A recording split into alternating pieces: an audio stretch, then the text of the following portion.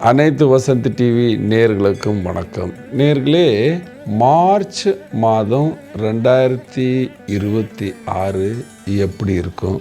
முதல் ராசியாக மேஷ ராசி.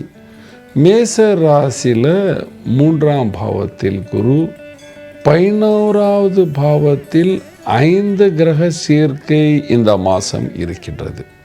இந்த 11வது பாவத்தில் 5 கிரகம் இருக்கும் பொழுது பலவிதமான நன்மை நடக்கும், லாபம் வரும், வருமானம் வரும், பேர் புகழ் வரும். ஆனால் 16ஆம் தேதிக்கு அப்புறம் கிரகங்கள் மாறுறது ஆரம்பிக்குது.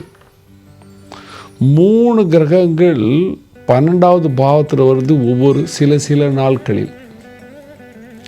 அப்பொழுதுதான் நீங்கள் உஷாராக இருக்க வேண்டும். ஏனென்றால் அந்த 12ஆம் பாவத்தில் சனி இருக்கிறார், 12ஆம் பாவத்தில் சூரியனும் வருகிறார், 12ஆம் பாவத்தில் சுக்கிரனும் வருகிறார். சுக்கிரன் வர்றது நன்மை, செலவும் சுப செலவு என்று சொல்லலாம்.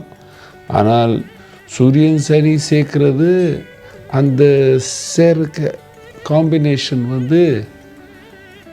மன கஷ்டங்களை கொடுக்கும், மன நிம்மதியை குறிக்கும். சில பேருக்கு யாத்திரை அதிகமாக இருக்கும், வியாபாரிகளுக்கு தேவையில்லாத இடத்தில் போய் சேர வேண்டிய கட்டாயங்கள், செலவுகள். சில பேருக்கு பிபி ஹை ஆகும்.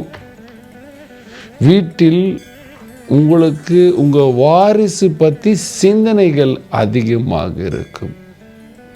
நன்மை இருக்குது, ஆனால் சிந்தனை அதிகமாக இருக்கும். ஏனென்றால் 5ஆம் பாவத்தில் கேது இருக்கிறார்.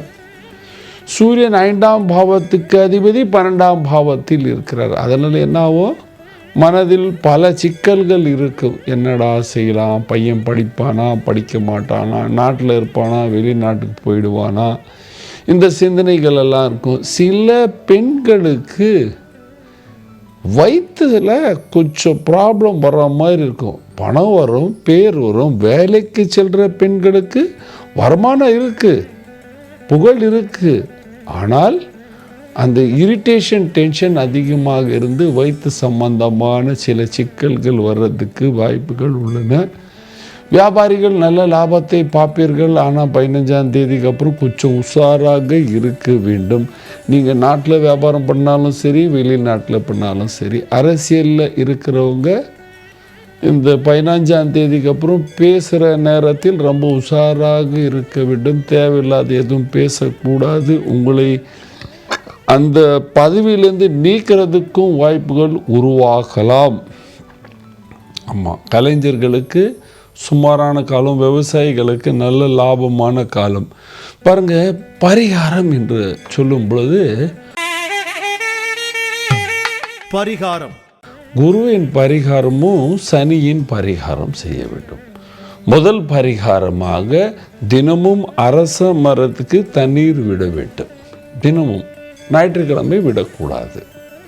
அதுக்கப்புறம் சனிக்கிழமை ஹனுமான் பூஜை செய்ய வேண்டும். ஹனுமான் கோயில் சென்று வர வேண்டும். அல்லது அரச மரத்து கீழே ஒரு வழக்கை ஏற்ற வேண்டும். நீங்கள் ஃபேக்ட்ரி ஓனர், பெரிய பொசிஷன்லலாம் இருந்தீங்கன்னா உங்கள் கீழே வேலை செய்கிறவங்கள கொஞ்சம் மதிங்க. அவங்களுடைய நீடை கவனித்து அவங்களுக்கு என்ன தேவை இருக்குது அதை பூர்த்தி செய்து கொண்டே வந்தால், அல்லது ஏழைகளுக்கு உணவு அளித்து கொண்டே வந்தால் உங்களுக்கு இருக்கின்ற பிரச்சனைகள் இந்த மாதத்தில் குறைந்து நீங்கள் சந்தோஷமாக சுகமாக வாழ்வீர்கள். நன்றி, வணக்கம்.